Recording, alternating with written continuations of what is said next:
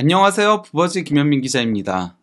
토트넘 핫스퍼가 이제 손흥민 선수와 재계약을 하려고 한다라는 보도들이 연신 나오고 있는 가운데 영국 정론지 텔레그래프에서 토트넘이 손흥민 선수와 1년 연장 계약 옵션을 가지고 있다라고 주장해서 눈길을 끌고 있습니다. 그래서 해당 보도 내용과 또 이제 그 레비 회장이 최근에 케인에 관련한 바이백 조항이 있다라고 주장을 했었잖아요. 근데 해당 주장이 거짓이라는 가짜라는 소식들이 있기 때문에 이를 묶어서 소개해드리도록 하겠습니다.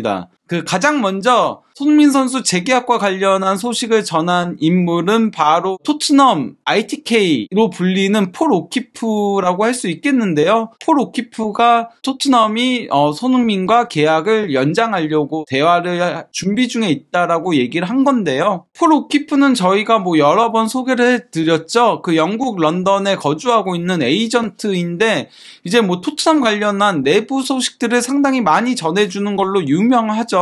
특히 이제 부상 관련한 소식은 가장 정확하게 가장 빨리 전달해 주는 걸로 유명한데요. 물론 이 사람이 토트넘 구단 내부 관계자들과 잘 알고 있는 것 같아요. 지나치게 토트넘 구단을 대변하는 형식의 글들을 적다 보니까 틀린 내용들도 가끔은 있긴 하지만은 아마도 그러니까 이 기자가 토트넘이 손흥민 선수와 재계약을 하려고 한다는 내용을 전한 것만 보더라도 토트넘 쪽에서 이제 손흥민 선수와 재계약을 하려는 의향이 있다는 것을 확인할 수 있는 부분이라고 할 수 있겠는데요. 이 얘기가 나올 수밖에 없는 이유는 바로 이제 손흥민 선수의 계약 기간이 2025년 6월 30일까지죠. 즉 이번 시즌이 끝나고 나면 계약 기간이 1년 남습니다. 그러면 이제 해리 케인의 사례처럼 손흥민 선수가 이적하려고 한다면은 그가 재계약을 계속 거부한다면은 판매할 수밖에 없는 상황에 직면하는 거거든요. 그러다 보니까 이제 질문도 많이 올라왔었어요. 그러니까 손흥민의 계약 기간이 얼마나 남았냐. 2년밖에 남지 않았다. 그리고 내년 여름이면은 위험한 1년밖에 남지 않는다. 위험 구역이라고 얘기를 한 거죠. 아니 손흥민과 또 다른 계약을 맺는 게 더 위험 구간에 드는 거 아니냐라고 하니까 거기에 대해서는 바보 같은 소리 하지 마라. 손흥민은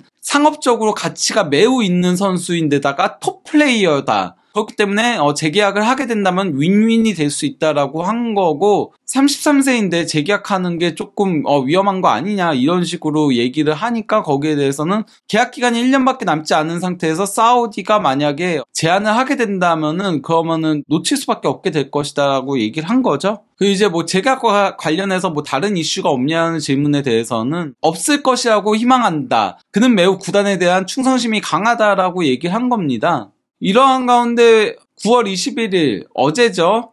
90미닛에서 이제 토트넘이 손흥민과 재계약을 준비 중에 있다라고 이제 보도를 한 겁니다.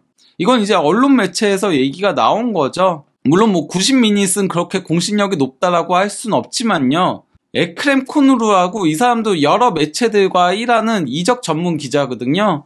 물론 공신력이 아주 높다라고 할 수는 없지만은 뭐라고 얘기했냐면요. 토트넘이 이미 손흥민과 재계약 관련 대화하기 시작했다. 협의하기 시작했다라고 하면서 2028년까지 계약을 체결할 것으로 보인다라고 하면서 이제 아시아와 유럽 리그의 많은 구단들이 손흥민 영입에 관심을 보이고 있다라고 한 겁니다. 여기서의 아시아는 바로 이제 사우디아라비아를 얘기하는 거죠. 그리고 알 이티하드가 손흥민 선수 영입하려고 했으니까요.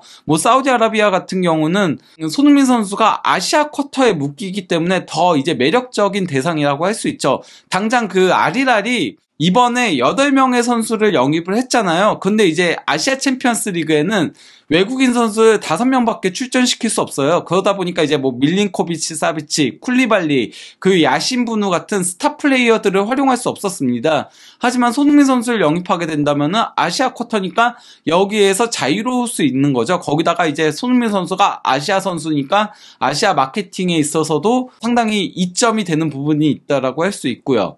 물론 손흥민 선수는 사우디아라비아의 이적 제안에 대해서 제안받은 건 맞지만은 나는 프리미어리그에서 할 게 더 많고 나에게는 돈이 중요한 게 아니다라고 얘기하긴 했었습니다. 근데 이러한 가운데 텔레그래프의 맨로 기자, 상당히 공신력이 높은 기자죠. SNS에 뭐라고 올라온 거냐면요. 독점, 토트넘은 손흥민의 계약 연장 옵션을 발동함으로써 스타 플레이어에 대한 불확실성의 또 다른 여름을 피할 것이다 라고 한 건데요. 재계약이 아닌 계약 연장 옵션이 있다라고 얘기를 한 겁니다. 그래서 이제 그 해당 보도 내용을 조금 더 자세하게 살펴보면요. 해당 기사의 원 제목은 뭐냐면요.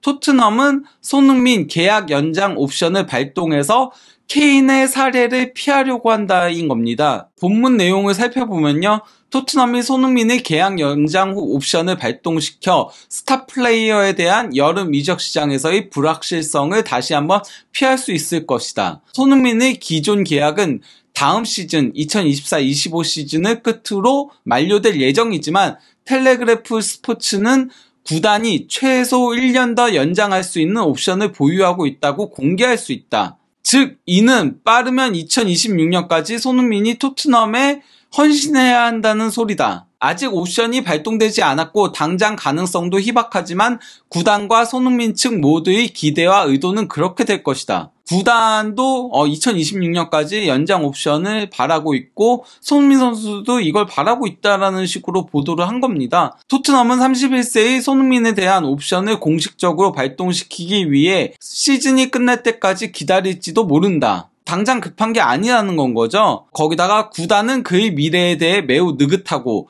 그동안 그의 주의를 딴 데로 돌릴 필요가 없기 때문이다라고 한 건데, 그러니까 이번 시즌 일단 집중시킬 거라는 거죠. 만약에 재계약이라면은 이번 시즌 내에 해야 됩니다. 그러지 않으면은 여름이면 이미 늦어지는 거거든요. 하지만은 계약 연장 옵션이 있다면은 이건 그냥 발동시키기만 하면 되는 거니까 느긋한 상태라는 거죠. 그러면서 이번 시즌이 끝나고 1년 연장 옵션을 발동시킨 다음에 재계약 협의에 나설 가능성이 있다라는 소리인 겁니다. 아무래도 계약 협상을 하다 보면은 선수와 구단 사이에서의 대화도 오가야 되고, 그리고 서로의 이제 이해 조건도 서로 따지다 보면은 아무래도 경기에만 집중하기가 힘든 상황이 있을 수밖에 없다 보니까, 그러니까 이렇게 하려고 한다라는 얘기인 겁니다. 올 여름 해리 케인을 바이에른 뮌헨에 매각해야 했던 토트넘은 손흥민을 두고도 비슷한 상황을 겪지 않을 것이며, 이는 포스테코글루 감독에게 큰 힘이 될 것이다.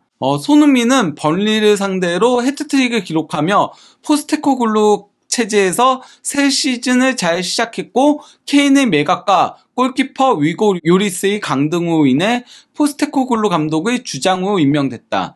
요리스는 여름 이적 제안을 여러 차례 거절한 뒤 토트넘에서 사실상 세 번째 골키퍼로 분류되고 있고 1월 자유 이적을 위해 떠날 것으로 예상된다라고 했습니다. 그러면서 이제 이 뒤에 조금 흥미로운 얘기들이 추가적으로 있습니다. 토트넘 이제 부분 인수 관련한 그런 얘기들이 나오는데요. 실제 지난 시즌에 레비 회장이 파리 생제맹 회장인 켈라이피와 비밀 미팅을 가지기도 했었고요. 피니스 선즈 부회장인 나자피, 1단계 미국인인 나자피가 이제 그 구단을 인수하려고 했던 일들도 있었잖아요. 그 레비 회장이 완전 인수가 아닌 부분 지분 인수만 이제 하려고 해서, 그래서 이제 본인의 위치를 지키려고 해서 이것들이 이제 불발된 바가 있는데요.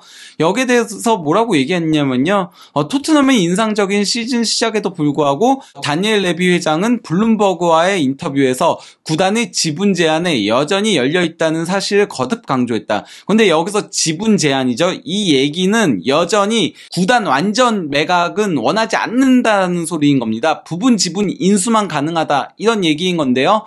레비는 이전에 극동, 중동, 그리고 미국의 제안을 거절했고, 이게 바로 이제 알켈라이피라던가 아니면 이제 방금 얘기했던 나자피 같은 인물들의 이제 제안을 거절한 걸 얘기를 하는 거죠. 그러면서 이제 레비 회장의 발언이 나오는 건데요.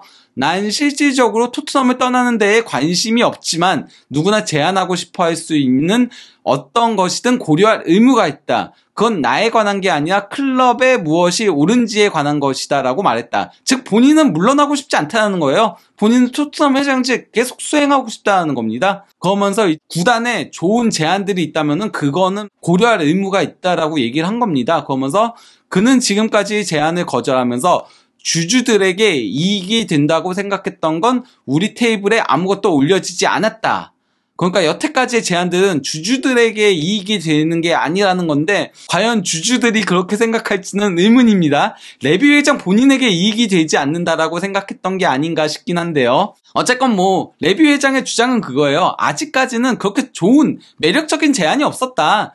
그것 때문에 제안을 계속 거절했던 거다라고 얘기하면서요. 우리는 마치 공기업인 것처럼 클럽을 운영한다. 만약 누군가가 토트넘 이사회에 진지한 제안을 하고 싶다면 우리 고문들과 함께 이를 고려할 것이고, 만약 그 제안이 클럽의 이익에 부합한다고 느낀다면 우리는 무엇이든 할 것이다 라고 했습니다.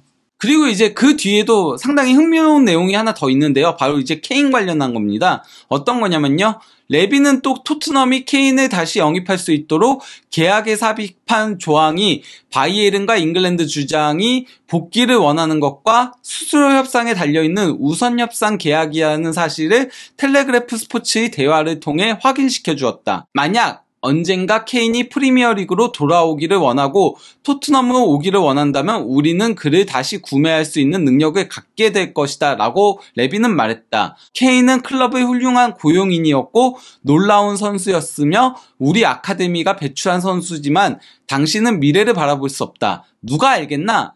라고 이제 얘기를 한 건데요. 그러면서 이제 그 스콧먼은 7월 1일부터 업무를 시작하기로 했던 일이 연기된 후 이제 공식적으로 토트넘의 최고 축구 책임자로서 일을 시작했다라고 한 겁니다. 원래는 스콧먼이 7월 1일부터 일하기로 했는데 이게 조금 늦춰진 거죠. 스콧먼이 부임하면서 가바니니 그 수석 스카우트가 경질되는 일이 있었는데요. 이거 관련해서는 혹시라도 뭐 관심이 있으시다면은 뒤에 더 이제 소개를 시켜드리도록 하고요. 근데 이제 그 케인 관련해서 우선 협상권이 있다. 이 얘기가 나오게 된 거는 결국 이제 팬포럼에서 레비가 약간 경솔한 발언을 했기 때문에 나오게 된 겁니다.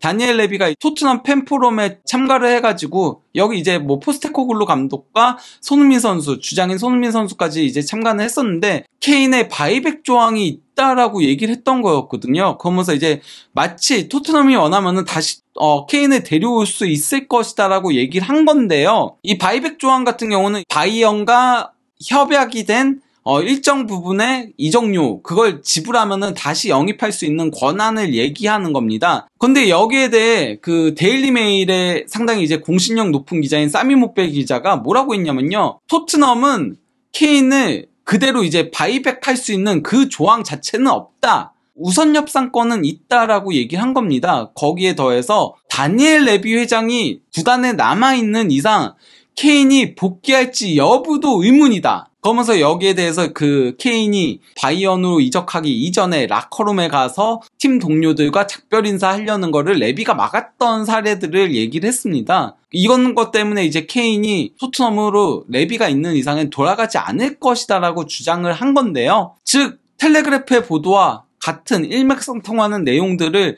이미 하루 전에 얘기를 했다라고 할 수 있겠죠. 그리고 이제 그 스카이 독일의 그 바이언 전담 기자인 플래텐버그 기자도 뭐라고 얘기했냐면요. 토트넘은 케인 바이백 조항이 없다라고 한 겁니다. 그러면서 매칭 라이트가 있다. 이 매칭 라이트는 뭐냐면요. 만약에 바이언이 다른 구단과 이적 협상을 하고 있을 때 이걸 매치시킬 수 있는 그런 조항만 있다라고 한 겁니다. 그러면서 바이언은 토트넘과 레비 측에 만약에 이제 이적 제안을 받게 되면은 그 정보를 공유를 해줘야 된다라고 한 겁니다. 어떤 의미에서는 우선 협상권에 가깝다라고 할 수 있죠. 다만 이거는 우선 협상권보다도 더 떨어지는 부분이라고 할 수 있겠습니다. 이러한 가운데 그 바이언의 새 단장으로 부임한 크리스토퍼 프로인트가 그 레비의 발언에 대해서 뭐라고 얘기했냐면요.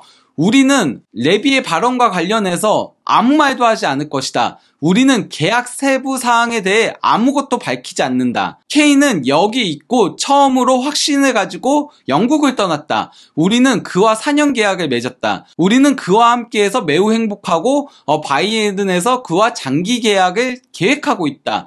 그는 이 팀과 여기서 한 시대, 뉴 에라를 열어나갈 것이다. 난 이를 확신하고 있다. 그는 바이언에서 매우 편안함을 느끼고 있고 큰 능력을 가지고 있다라고 얘기한 겁니다. 근데 이게 프로인트 단장이 상당히 잘 얘기한 거예요. 만약에 이적했을 시에 양 구단에서 합의해서 뭐 바이백 조항이 있다 이런 식으로 밝히지 않는 이상에는 원래는 이런 계약 관련한 세부 사항을 절대 누설하면 안 돼요. 대부분 언론을 통해서 흘리는 거지 계약 당사자가 직접적으로 그걸 얘기하면 안 되는 거거든요. 그러니까 이건 레비가 상당히 경솔한 짓을 범한 거라고 할 수 있겠습니다. 설령 바이백 조항이 있더라도 이건 얘기하면 안 되는 겁니다. 거기다가 바이백 조항이 있지 않다라고 생각하고 있고요. 지금 언론들의 얘기대로 우선 협상권 내지는 만약에 바이언이 케인을 판매할 시에 거기에 대한 정보 공유권 이 정도가 있을 걸로 보입니다. 텔레그래프의 보도가 사실인지는 모르겠지만 만약 있다면은 이거는 조금 손흥민 선수 측에는 불리한 조항이라고 할 수 있겠죠. 왜냐면 손흥민 선수 입장에서는 재계약을 해서 연봉을 대폭 인상을 시키거나 아니면은 내년 여름에 이적 협상 같은 것들을 하는 게 더 낫잖아요. 그래서 만약에 더 좋은 제안이 있다면은 이적하는 게 더 나은데 1년 연장 옵션이 있다면은 그러면은 이게 1년 더 연기가 되는 거다 보니까 그러면 손흥민 선수는 한 살 더 나이를 먹게 되는 거고요. 저는 개인적으로는 텔레그래프의 보도가 사실이 아니기를 바라고 있습니다. 그러면은 이쯤에서 이번 내용을 마무리하도록 하겠습니다. 감사합니다.